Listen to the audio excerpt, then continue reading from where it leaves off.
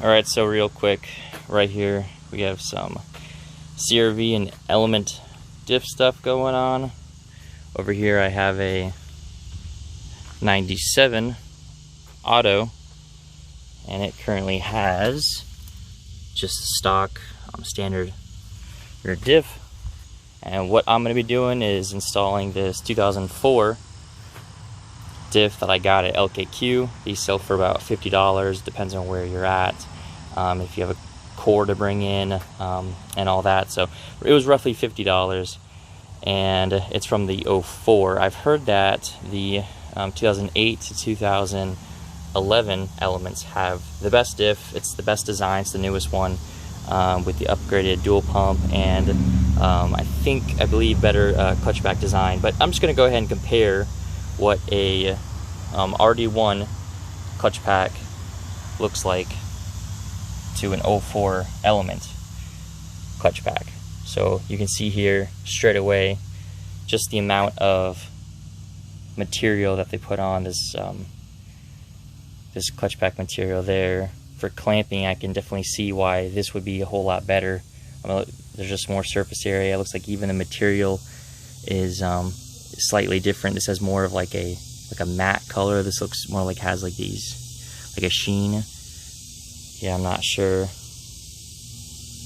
But yeah, you can see that the rear of this is actually metal on these, and the rear on these is just more pucks here, and then the disc in between are just metal. And if you come over here, you'll notice that the outside teeth on these also have clutch packs, and the rear is metal. And on these, the rear is metal, the front has the clutch plates. So yeah, so see on both sides of the RD1, where the outside teeth is just metal, and then the inside teeth, it's these clutch pack material on both sides. So yeah, that's just the physical differences that I can notice right up front. Also, these have seen a lot less miles, I guess. I mean, that could be a contributing factor as well. I know that these have seen 200,000. It was like 205, so I'll call it 200,000. And then these were about 180,000, but it looks like the material has held up better over time. And then this is actually from the 2004 element here. And from everything that I've read, these bolt directly up. I know lots of people that have done it, so we're gonna go ahead and do that. Oh, and while we're at it, we're throwing on these KYB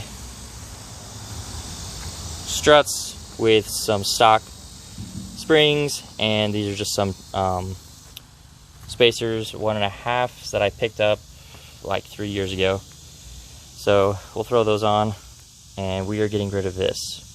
So yeah, that's a lot of rust. So we're gonna toss these. All right, let's go ahead and get that on. All right, so here we are now with a nice clean surface around there. Get yourself some cheapo Walmart brake cleaner, just to make sure that that's nice and dry, and that you don't have any fluid dripping down from up here as well, because you don't want that to get on here on your mating surface. And then you go ahead and let your gasket maker kind of tack up a little bit. Make sure that your clutch pack is reassembled properly. Take notes while you're taking it apart so you can put it back the same way. Make sure you replace all this in the proper order, and you should be good to go to reassemble. Alright, so removing the rear diff is extremely simple.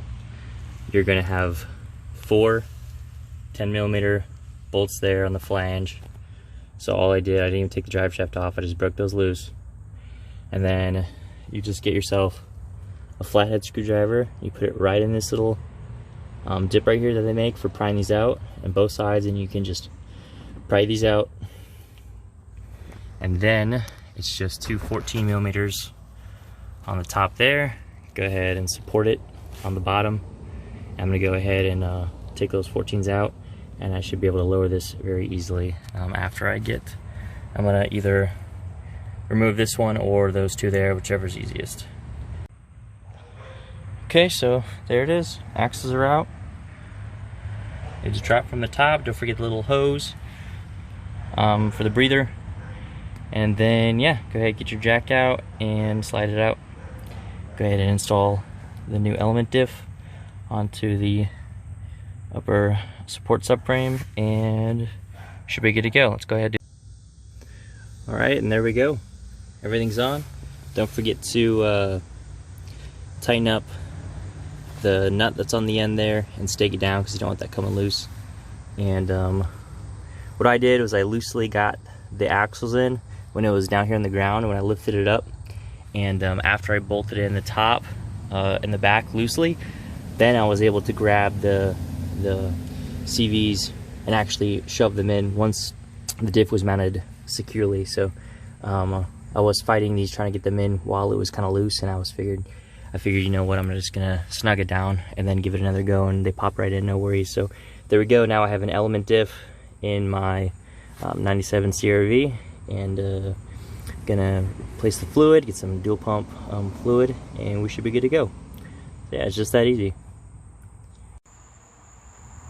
Okay, and here we are. I just got the rear done. Pretty excited about that. Here's the diff. So this old girl has seen a lot of miles, and it's just your basic CRV diff. So I will be putting clutch back deletes into this guy and putting this on some other project cars and stuff that I have.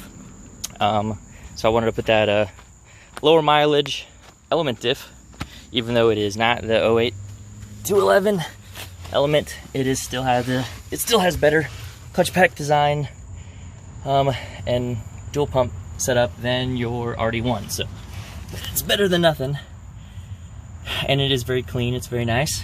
What I meant when I said I finished up the rear, these were on cut springs, and now they are on nice fresh struts, OEM rear springs, and a 1-inch subframe drop. Check out my Corbin's little baby hitch here. I cut an axis hole and I snaked in the bolt. Yeah, so I just dropped it and I finished up all the torque on all these 14s in the rear. So you want to make sure you do that. You want to make sure that you drop your car down before you torque everything up. So check this out. I actually deleted the little weight that was here because it fell out, and I don't have another one. So I'm gonna feel this out for a while, and if I feel like the shifts are really causing extra noise back here without that like weight damper, I will go ahead and replace it. Let me show you what it looks like. And this is what it looks like. This actually bolts on, and there's this weight that's in between it. And man, this thing is heavy. They both fell out. Why can't I talk right now? They both fell out of my CRVs. Like, why was that so hard to say? I don't know. So, yeah, it's just like this little rubber, like, that's holding all this weight. So yeah, they fell out. Whatever. I'm not gonna run them. I haven't been using the one in my daily for forever. One other user, this Canadian guy, man, I can't remember his name. Anyways, he painted the face of his exhaust black, and man, from the rear, it just looks so clean. So yeah, oh yeah, and I did a little cutout here, and I deleted the spare. So yeah, there we go. It's been dropped, subframes on, subframe spacers in the rear, and I think what that's gonna do is, instead of just putting on the strut spacers and putting more angle on like the lower control arm and everything else, it kind of helps even everything out, so it's even better axle angle in the rear, which isn't as important in the rear because they're so long. But all I'm going to do is put a little trailing arm spacer to bring it out. So yeah, there we go. And then the front's on cut springs. Looks terrible. So that's all I wanted to do with this today. I'm waiting on some parts to finish up the front, so I'll get that done. And yeah, this little auto is going to be great for taking on trails and stuff. See you guys.